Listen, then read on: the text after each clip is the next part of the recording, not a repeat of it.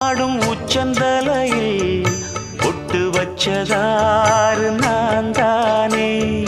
அத்தி மரப்பூவும் அச்சப்படுமா அக்கத்தோட யாரு நீதானே.